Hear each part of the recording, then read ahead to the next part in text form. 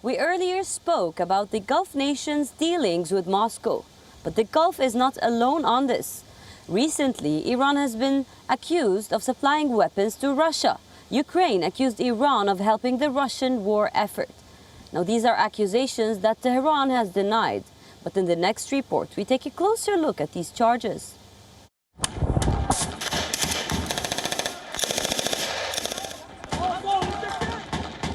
The Russia-Ukraine war has raged on for about 8 months. A war this long results in the depletion of a country's arms and ammunition.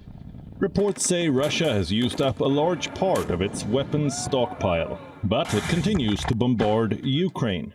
How is Russia managing to do that for so long?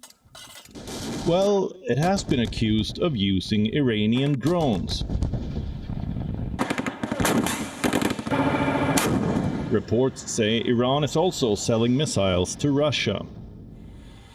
First, let's look at the weapons Iran has been accused of supplying.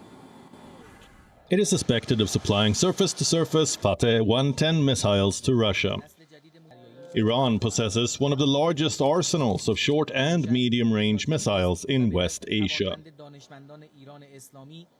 Historically, Iranian weapons designers have struggled with reliability problems. However, experts say that the newest versions of the Fateh 110 are both potent and reasonably accurate. Let's take a closer look at the Fateh 110 missiles. With a shooting range of 200 to 500 kilometers, these missiles are well suited to take out targets from a large distance with high precision. The short-range ballistic missiles have a payload of around 500 kilograms and a launch weight of nearly 3,500. Then there are drones. Russia has been accused of using Iran's Shahed drones. These are kamikaze drones. This means they fly into military targets instead of dropping a payload. Russia allegedly launched dozens of these drones on Monday. The drones struck Ukraine's energy infrastructure and killed 4 people. The drone attacks have led to condemnation from Ukraine. Iran supplies them drones, supplies them kills of Ukrainians. This is what they agreed on for money, this bloody money that Iran is earning. Kyiv has downgraded its relationship with Tehran. Tehran bears full responsibility for the destruction of relations with Ukraine. Considering the many destructions caused by Iranian-made drones to Ukraine's civilian infrastructure, the death and suffering caused to our people, and the new reports about Iran continuing to supply weapons to Russia, I am submitting to the President of Ukraine a proposition to sever diplomatic ties with Iran. We never took an anti-Iranian stance, but after Iran became part of aggressive crimes and Russian crimes on our territory, we're taking a definite and honest position. Ukrainians protested outside the Iranian embassy in Kyiv. The US has already sanctioned Iranian drone makers.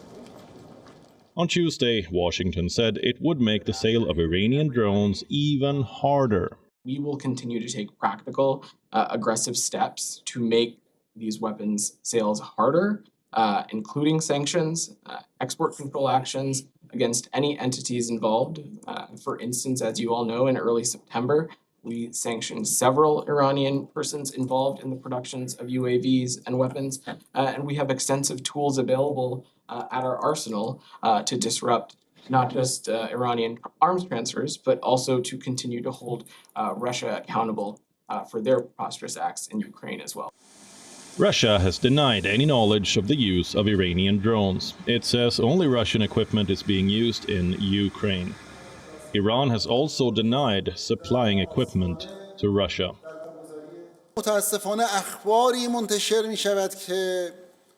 Unfortunately, the news that is published stems from political goals and largely is developed upon by Western media.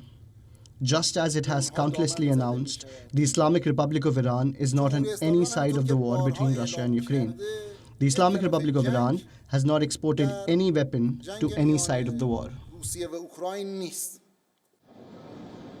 Despite the denials, the world believes Iran and Russia are working together.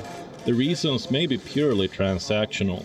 Russia needs weapons, Iran needs money. But the fact remains that the ties have put a large part of the world on edge. West Asia Bureau, WION World is One.